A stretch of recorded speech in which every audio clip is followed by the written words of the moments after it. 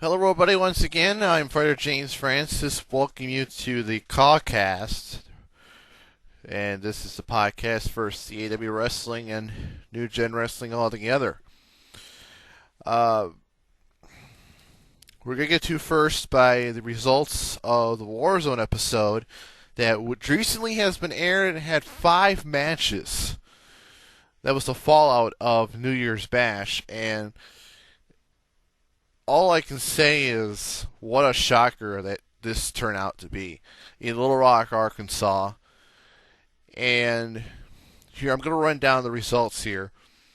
Danica Patrick defeated Lita to become the new Internet Vixens champion. Yes, a new Internet Vixens champion has been crowned, plus the fact that Lita is now gone from NGW. Then, we got the first Money in the Bank qualifier match in which Brock Sampson and Duke Nukem went at it because they had problems at New Year's Bash, and Theo decided to put them two into a match in which they'll compete for their first time. Either one will be for the first time in the Money in the Bank match at Super Brawl 4 for the men's. So it turned out that Duke Nukem won it by nuclear bomb on the trash can, although it was illegal. But that's Duke Nukem for you. He does that best. Who knew? That was an interesting match. The other one is Ashley Simpson against a mystery opponent in the women's first qualifying match for the Money in the Bank, and it happened to be Jessica Simpson, who it's her sister that she's facing, and these two went at each other, like a regular match, and all of a sudden after Ashley did the Simpson effect for the umpteenth time, she bailed out, causing a count out, so Jessica Simpson won it by count out, going into the women's Money in the Bank ladder match at Super Brawl 4. So those two are the first of their own for the Money in the Bank ladder matches. And as I stated during the show, every week we will put 2 Money in the Bank qualifying matches, which will happen during the week, and we will tell you the results on the WarZone episode afterwards. So if anybody doesn't see it, you can go check those out, and I'll let I'll tell you, who's now part of it and what's the update on it, such like that. So that's going to be particular, and especially this will be the first time that 6 women will be part of the Money in the Bank ladder match. Last year was only 4, and there was such limitations into the situation. So this year it's going to be made up finally with 6 women being their own, 6 men in their own, all even this year. Plus, let's get back to the WarZone results. Sakura Haruno successfully defended her $1 Million Championship against Riku, and that set it up towards Exodus, and I'll talk about that shortly. And in the main event, Brock Lesnar against The Rock one more time. Brock wanted his rematch from CAW Destiny 3 and got it. Thanks to yours truly, he wanted it. And even though there were some interruptions during the match by CJ, one member of the newly formed Entourage, Brock Lesnar won the title off. So Brock only held the title for about a week and a couple days, if you're counting that. So that was the results from the WarZone episode. If you guys haven't checked it out, go ahead. And this first time that the WarZone is back to full episode only, no cutouts, since the limitations of the uploads to the YouTube have increased since the last time we did that, and I'm proud that YouTube upped the upload rate from 100 megs to 1 giga. I'm not kidding. It actually happened, which is great. Now we're going to move on to Exodus. Now, RCWF invited some of the leagues that have anime superstars into the event, and NJW was invited as well. And here, I'll tell you the results right now. I don't have the video right now. The owner of RCWF is having problems with it. That's on the upload, but I'm going to guarantee you, I'm going to give you the results as soon as possible. I'll give you the match as well, coming up pretty soon. As soon as the owner of RCWF puts it up and puts up a download. So Sakaruno defended against Renoa Hartilli just today, just about a couple hours ago, and probably a day ago if you guys are listening to us the next day. It was probably Sunday night, and it was an extremist rules match, which means anything happens, burning tables, whatever, and it all went down in history as the first extreme women's match in NW history. Extreme rules, which means the fires on the tables. I already told you that. Anyways, it went down to the wire, and Renoa Hartilli found a way to capitalize. And now, as a result of this, believe it or not, Renoa Hartilli is the new $1 million champion.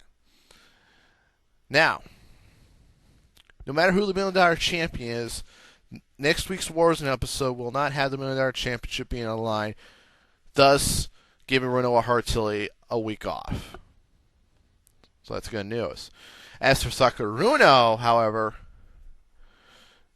this gives her enough time to focus on the women's championship, because recently I have talked to Sakura about her successfulness in the women's Ultimate Elimination match. She has stated that she let me remember this correctly, that she was so top notch, she was ready to go to the top. She had one mistake that happened with Usagi, and she wants to claim that position once more. She wants Usagi's Kano. She wants that no more contendership for the women's championship. She wants it. So I don't know what's going to happen with those two.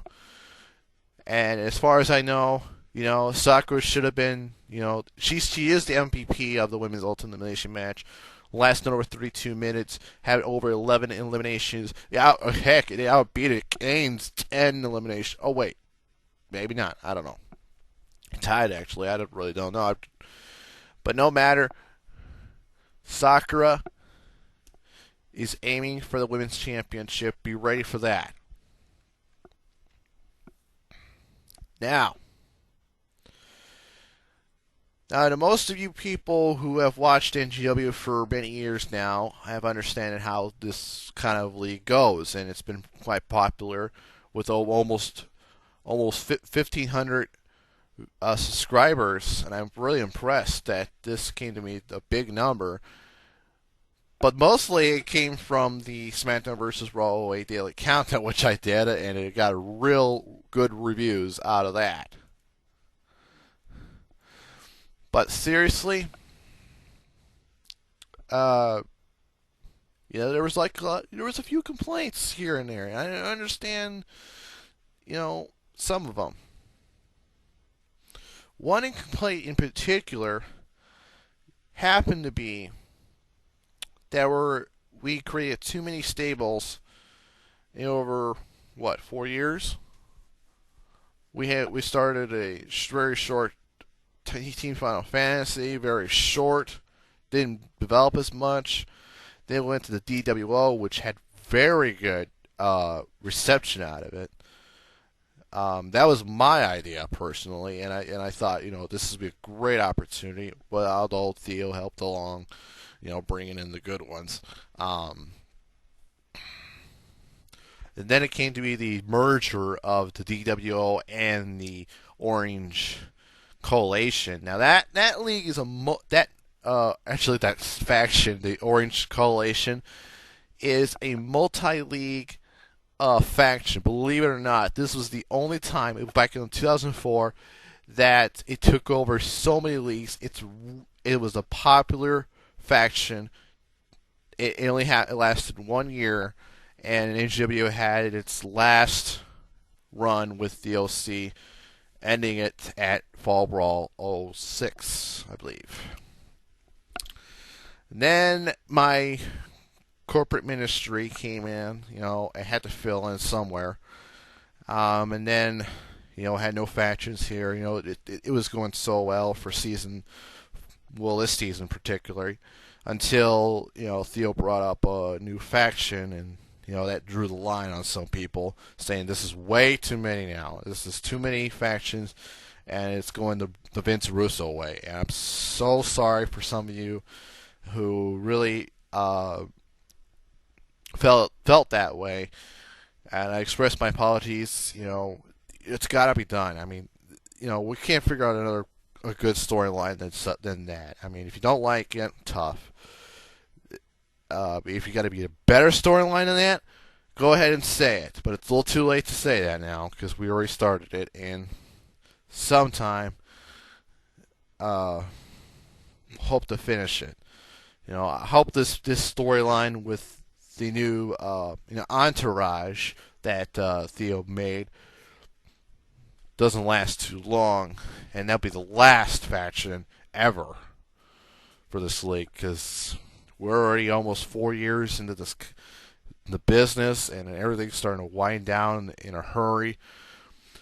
But there's some new development leagues that was inspired by many other leagues older than them, including yours truly, and I appreciate that. Being the inspiration to future leagues of the world. So yeah, I appreciate it. Speaking of the entourage, that's the name of the faction that Theo made. We'll tell you what's going on with that. On the WarZone, Theo described that his entourage has The Rock, CJ Carl Johnson, Danica Patrick, the new Internet Vixens champion, and Lindsay Lohan, the women's champion. And believe it or not, folks, Lindsay is the lover of Theo. Unbelievable. Has this ever turned into another level? Yes, it did.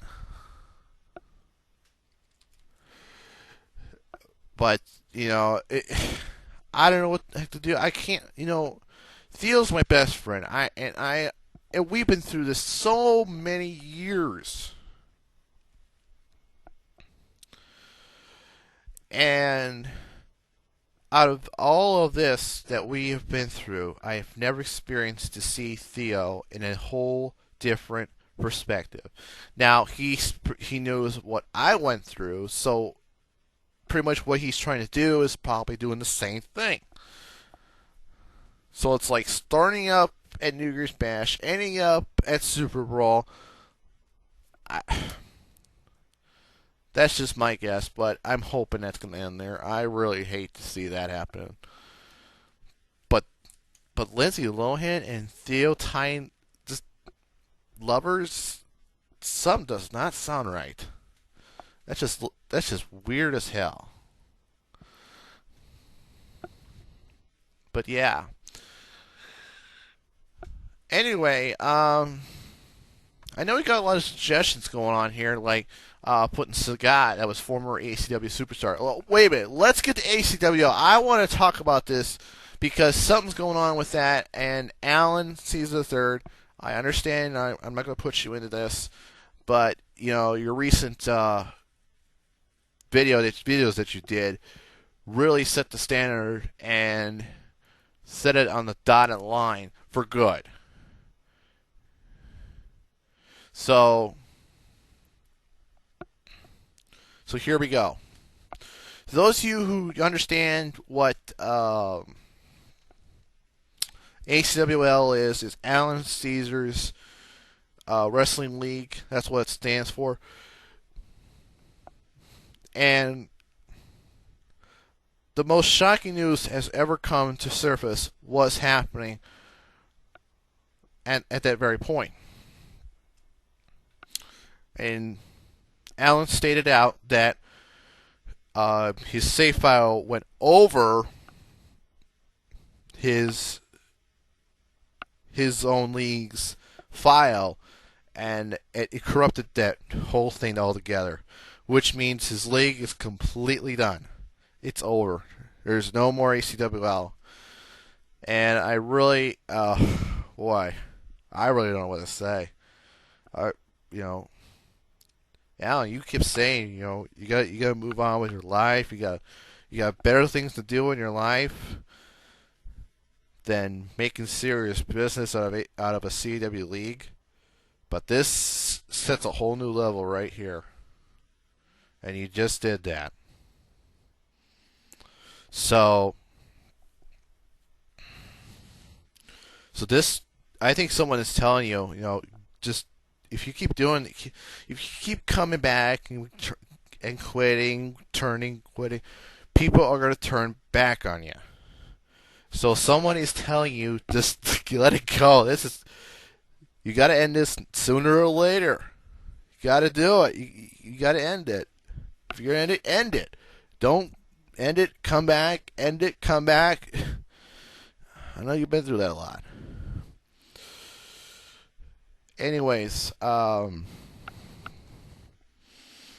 it's so sad to see ACWL finally laid its line and saying it's done, it's dead. So, in relating to that, I'm going to put some of the ACW superstars in the CW Hall of Fame because they've done so much for your company, so much to help your league be successful, be brave.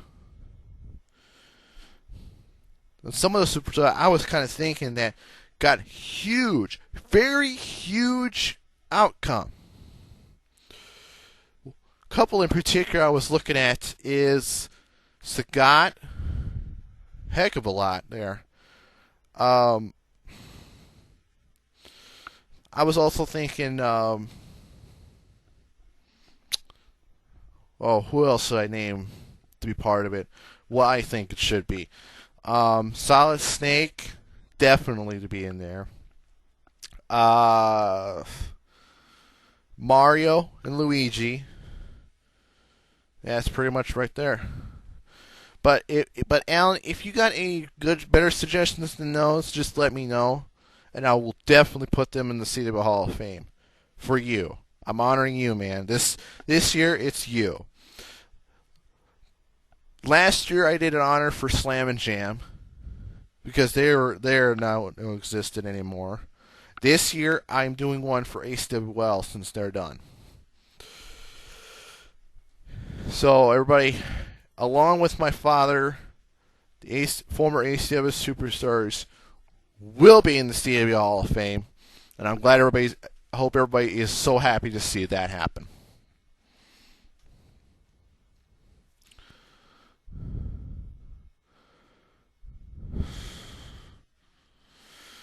So, anyways,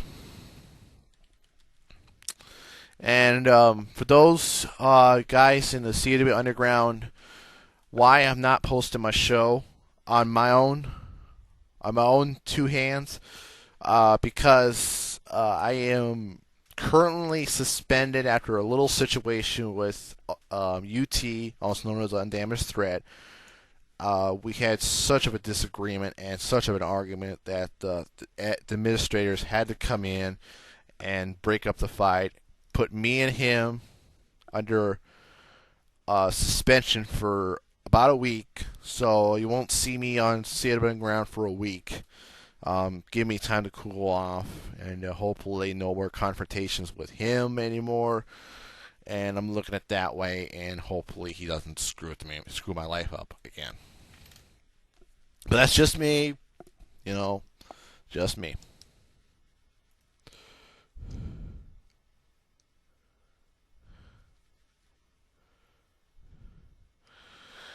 So, anyways, that's put out of the way.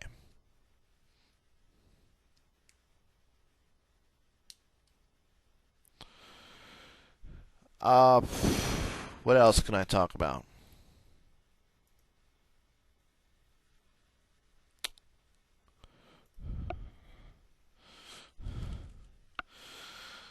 Wow.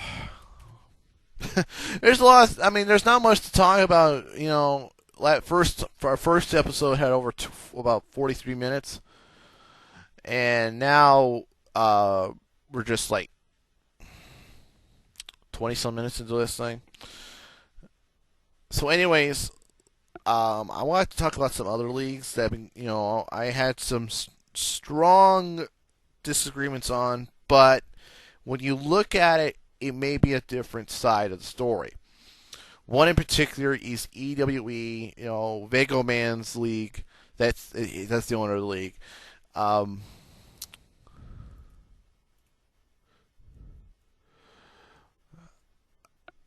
Basically, when you look at it, when you first listen to Vago's commentary, it sounds loud, it sounds metalish, but that's just him, I really do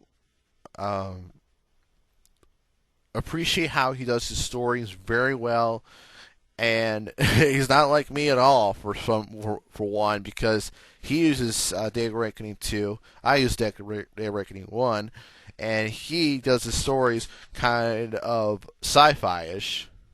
Yes, it does happen a lot, but yeah.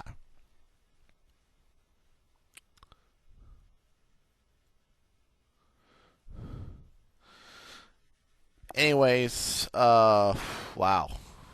What else can I say about it? But you gotta admire the guy for doing his work, and I actually had to appreciate what he does. So there you go. Anyway, either we look into that. It's not like NGW, but it has its own sci-fi-ish moments and hard metal music for fighting and such like that. It's just something original that Vago did, and you gotta admire him. I appreciate it. What else? What else can I think about here? You know what? Let's just close it down, because I'm thinking, I'm stalling time here. That's what it is. So I appreciate you guys for watching it on the second edition of CAWcast, the CAW League podcast, exclusively here on YouTube. And I'll see you on the third episode of it, probably next week. Or sorry, a couple days. Today's been a little late. I understand. I'm sorry. We'll make it up sometime this week. But make sure to watch for the Money in the Bank qualifier matches. Well, 2 of them per week this week. Starting this week. So make sure to watch that. All right, thanks so much for watching. I'm Frederick J. Francis, owner of New Gen Wrestling, and I'll see you.